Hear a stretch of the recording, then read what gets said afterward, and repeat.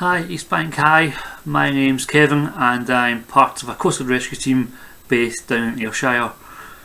Your campus officer Ashley has asked me to do a very quick video presentation about the work of the Coastguards, and I actually know Ashley. I'm a police sergeant as well, and we joined the police together many years ago, and I'm hopeful that once COVID's out the way I can bring myself and some of the team along to see you guys face to face, show you some of the kit and have a more in-depth talk. But in the meantime, this is a very quick video presentation about some of the work that we do. This is the definition in terms of roles and responsibilities, and it all sounds very fancy about initiation and coordination of search and rescue and mobilisation of resources and all that sort of stuff. The simple version of it is, if somebody's at risk or in distress at the sea, along the coast or on the beach, then it's the Coast Guard's responsibility ultimately to help that person. We have the right skills, the right equipment and the right experience to deliver that best service to help that person or the persons in distress. Believe it or not, around 50% of the UK population just now don't know how to phone in a coastal emergency. This might sound silly, but it is dial 999 and ask for the Coast Guard. If there's one thing you take away from this very quick video, it is that key message. But more often than not, either people don't know or they get into a bit of a panic and they phone the police, and that's something I've experienced in the last few years in my current role within Contact Command and Control Division within Police Scotland. A lot of calls that are more suited for other agencies will ultimately sometimes come to the police first, just through the treble 9 system. We've got operation centres around the UK, and the guys and girls that work there, they're highly trained. It's a lot of work and a lot of training they have to undergo to become competent in their roles, and as well as taking the treble 9 calls, they will actually then coordinate that incident in terms of getting resources to it and alerting partner agencies and doing a lot of work in the background as things are happening as well. In terms of resources, first thing I'm going to look at will be myself and the Coastguard rescue teams. So there's 352 Coastguard rescue teams around the UK. We are all technically classed as volunteers and we all have day jobs. We carry a pager, and if there's an emergency that requires our attendance, our pagers go off, and if we can, we leave work or what we're doing to go and respond to the incident. Some people can get away from work, some people can't, like myself, but you could be sitting at home having dinner, you could be out with your mates, you could be in bed in the middle of the night, and the pager goes, you jump up and away you go within seconds to go to respond to your Coast Guard station to then go help that person or the persons that need your assistance. Believe it or not, we don't have any boats in the Coast Guard, but we use the RNLI primarily to provide that boat aspect of our response. So the RNLI are a charity in their own rights. They have their own volunteer crews, and they are effectively the charity that saves lives at sea. But you can't dial 999 and ask for a lifeboat, or you can't phone the lifeboat directly and go, can you help us? It all gets done through the Coast Guard, because the RNLI are effectively what we would class as a declared facility. So we use them and we task them, and we can coordinate the response alongside our assets as well. We've got some really fancy Coast Guard rescue helicopters that I'll talk about in a wee second, and more often than not as well now, if out incident working, there's normally another emergency service there with us. Police are normally there, ambulance are quite common, and on occasion the fire service as well, depending on the incident we're dealing with. So the Coast Guard deliver 5 key technical capabilities in terms of search and rescue. The first one being water rescue. Obviously, being coastal, water is a big issue for us, and that's where most of our operations take place, on or near water at the coast. So every person in the Coast Guard is a fully qualified water rescue operator. We need to requalify every 3 years in that skill set, and as in the pictures, we'll deploy into the water with dry suits, personal flotation devices or PFDs, helmets. We'll deploy into the water and effect a rescue using a wide range of techniques and additional equipment, again depending on the circumstances. It is primarily for coastal waters, however we will use our water skill sets inland to assist the fire service and the police as well. So if there's somebody in distress in a reservoir or a river or a canal, we can come in and support our partner agencies with this specialist skill set. Likewise for flooding, we are trained in flood response as well. So coastal flooding, we'd be all over it anyway, but if there's a big flooding incident inland, again we can deploy our water rescue resources inland to support our partner agencies as well. Second technical skill is search, as a search part of search and rescue.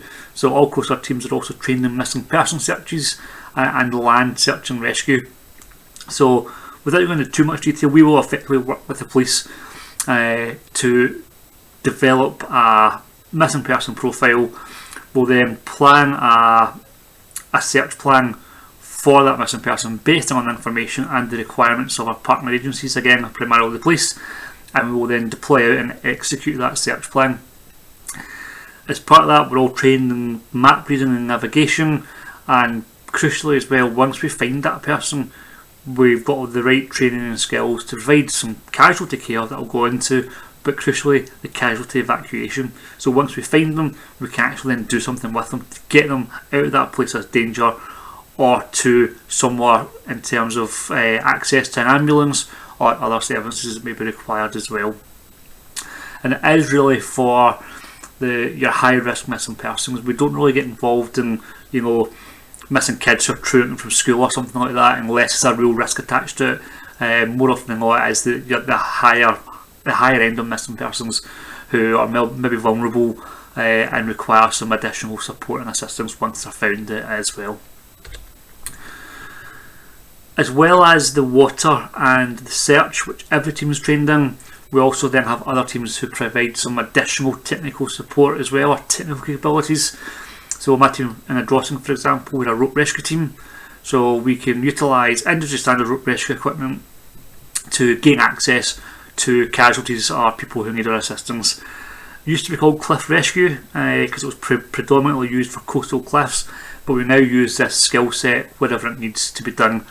Coastal cliffs, down steep embankments, into holds of boats, and rock armour, we can pretty much use it anywhere with the exception of buildings. We don't absolutely for buildings, that's the fire services remit, but pretty much anywhere else that skill set is required, we can use.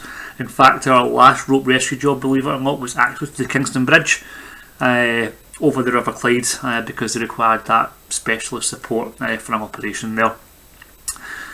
Just like everything now, it is primarily for coastal use, but we'll deploy inland to assist our partner agencies with the skill set as and when required and requested as well. We can also do some sort of cool things with it as well. So if we need to get paramedics or police officers, for example, into an area that requires rope access, we can take them into our system. They don't require any additional training, but they'll get plugged into our system with some equipment and one of our trained rope rescue technicians, and we can support them into that area where they need to work.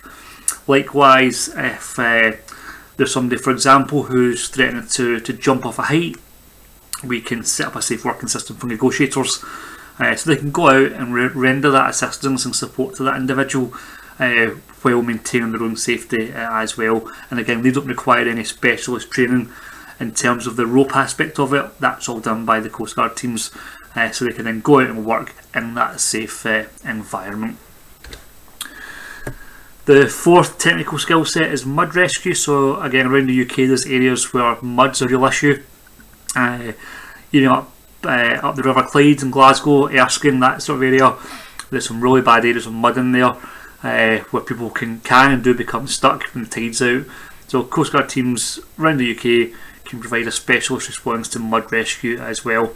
It's really challenging, really physically demanding work given the environment they're in, and there's a lot of cleaning and decontamination involved as well, because there's a lot of viruses and some real nasty things that are hidden in the mud, so they need to be really careful with the decontamination aspect as well. And again, likewise, it is coastal, but if there's a flooding incident, a mud related incident inland, they can go and support the fire service. So to use slightly different skills and techniques and different equipment, but they can all work together to achieve that common goal of assisting that person who needs assistance. The fifth sort of technical skill set that we have as Coastguard rescue teams is our emergency life support and our critical casualty care.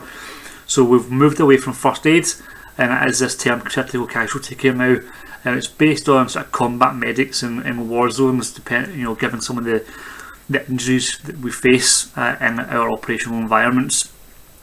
So we're into some sort of ambulance territory at times as well, in terms of our advanced airway management. So as you can see from the pictures in our training aids, we're effectively putting tubes down throats and noses of sort of unconscious or non-responsive casualties, what we'd call MPs and OPs. So we're right up there now in our skill set and the kit we've got.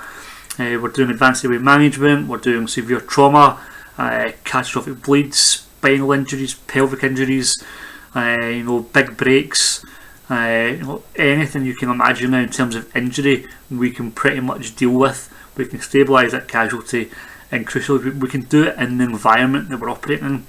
So that could be in the hold of a boat, it could be down a cliff at the coast, it could be in the sea, it could be in a harbour. Pretty much anywhere now we can deliver this advanced life support and that critical casualty care to stabilise them, and then look at that extraction to get them to that higher level of care, which would normally be to an ambulance or potentially a helicopter, to then get them to hospital for that onward care and medical treatment that's required. A couple of other things that we're routinely involved in, so things washed up on the beach, flares, maritime distress flares and suspected ordnance, sort of military explosives. We'll come out and we'll assist with that. If it's a distress flare, we can very quickly make it safe and transport it away for disposal without much drama or any real need to close beaches off. But if it's ordnance or suspected ordnance or military, normally we'll have to close the beach off. We'll work alongside the police and also the military, who'll come out to do that full thorough assessment, and potentially, depending on what the item is, the military might decide they need to blow it up, and they'll carry out a controlled explosion on the beach, and we'll support with a cordon, potentially up to 500 metres to make sure that the public are kept safe and well away from any danger from that controlled explosion. Likewise, 4x4 support is something we deliver quite a lot now as well, especially in the winter time. We've got really high-end 4x4 rescue vehicles now. We've got 4x4 off-road drivers, we've got blue light drivers, emergency response drivers. So we'll go out and support our partners if they require that 4x4 support. Tends to be the NHS primarily that use the service, and that's to get critical staff, your doctors and surgeons into work, and also to get paramedics to patients where their ambulances can't reach due to the conditions. And crucially, as well as the 4x4 support, we've also got all the other skills with us as well, especially the casualty care side of it, to support our ambulance colleagues with some additional support and assistance as well. Helicopter wise, so there's now 10 helicopter bases around the UK, and the Coastguard provide all the helicopter search and rescue for the whole of the country, and that's across the UK. So that could be out at sea, could be along the coast, or it could be inland as well, up your hills and mountains around the country as well.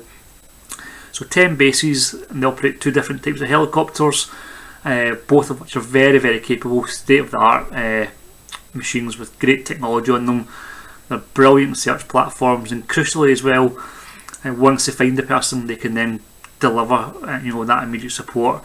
The rear crew are both paramedics or a paramedic and an ambulance technician, and they can get winched down, provide that support, and then rescue that casualty, either using the strops in the winch or a stretcher, depending on the circumstances. Most of the crew are all ex-military, so there's a vast range of experience, both in terms of flying experience and that casualty care search and rescue experience for the rear crew as well. So hugely capable aircraft and hugely capable crews that deliver a fantastic service day in, day out around the whole of the UK. But crucially, from a Coastguard perspective, it's not all about that emergency response. We are very big on public engagement and education as well, because if we can prevent people from getting into difficulty, then that's brilliant. That's ultimately what we'd want. This year, however, due to COVID-19, We've not been able to do the vast majority of our education work due to physical distancing and other restrictions that we've all been under. That being said though, in terms of social media, we're very big in social media these days as well, so if we get a big incident where we've rescued somebody and there's some education involved in that, we'll do as much as we can publicity wise on the back of an incident to get some key safety messages across. You might have seen this year in particular, as well as a few years ago, a lot of media attention around inflatables at the coast. Your toy unicorns or toy boats. We've had quite a few rescues again this year where people have been getting blown out to sea and they've needed to be rescued because these toys are designed for swimming pools and not designed for use in the sea. So on the back of those incidents, we will get as much media coverage as we can out of it to get that safety message home, to hopefully prevent other people from getting into similar circumstances. And normally at this point, if I was delivering this presentation face to face, I'll take questions.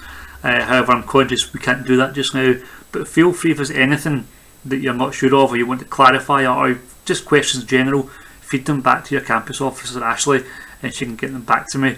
But see, ultimately the big plan is once the restrictions are eased and COVID's more manageable, I'm hoping that PC, your campus cop, will invite us back so we can come out to the school face to face with some of the team, with some of our kit, and do a more in-depth talk to you guys and girls and show you some of the stuff we would do and get you guys involved as well.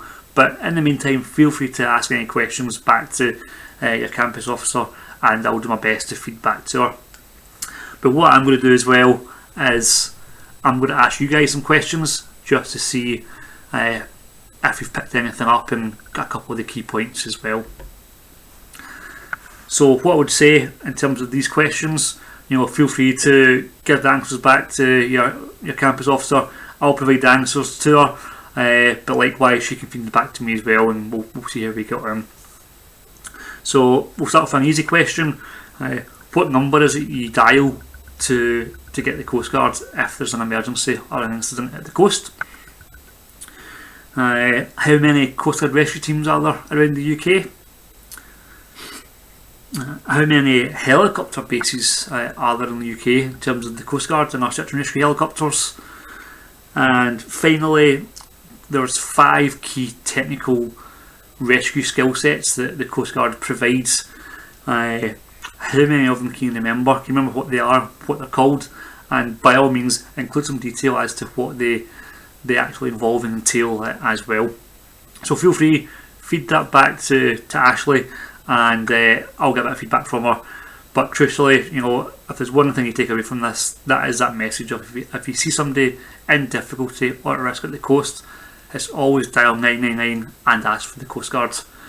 Please stay safe just now. It's difficult times, I know it's for everybody, but do what you can, stick with it, and I genuinely hope I'll see you all sometime in the near future, probably in all honesty in 2021, and we can do a much more in-depth talk to you all, and we can get you involved with some of the kit we've got as well.